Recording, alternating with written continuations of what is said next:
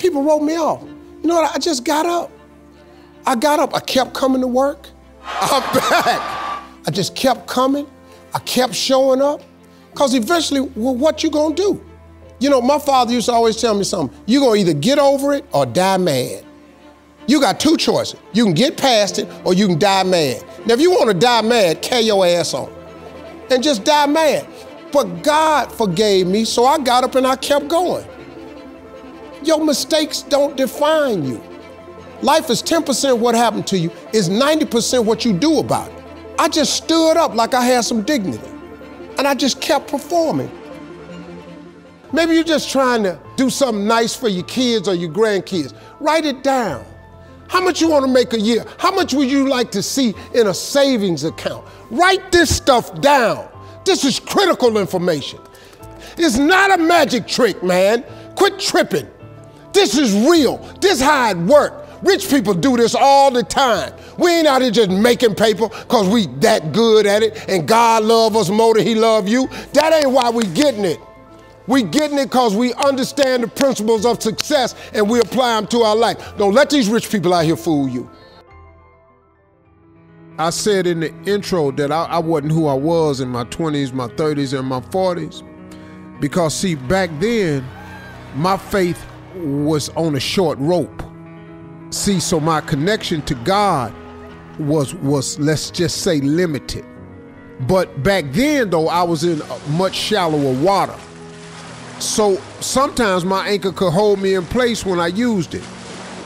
But whenever I didn't use my anchor, which was my connection to God, even in the little boat and the shallow water, sometimes I get tossed. I didn't even fell out the boat before and felt like I couldn't even get back up in it. Just like when you fall out your boat, you get deceived by the evil one who tries to make you think that you ain't gonna do nothing but fall out the boat again. And where was your anchor anyway? Well, to be truthful about it, I wasn't even using it. But the devil was making me think that the anchor didn't work no way. But it does. The only problem is you gotta stay connected to it. So what done happened, y'all, is as I've gotten older now, I've started to realize that the anchor, my God, always works. I just got to stay connected to it. When you gonna be grateful? When you gonna say thank you?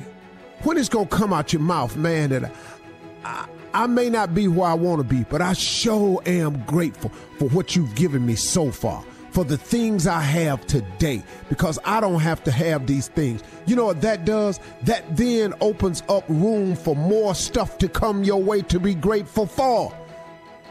Listen to me. I'm just trying to get you to walk up in this light, man, so you can go on with your life and quit tripping yourself out with your thoughts, because thoughts become things. Now, a lot of you have heard that scripture. Faith is the substance of things hoped for and the evidence of things not seen.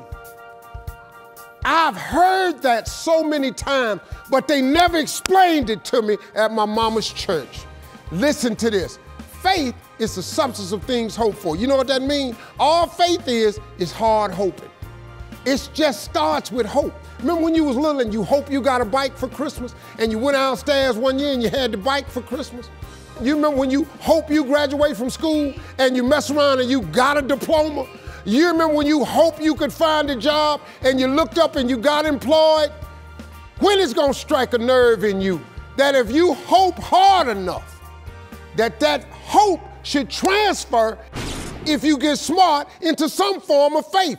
And you ought to start believing something now.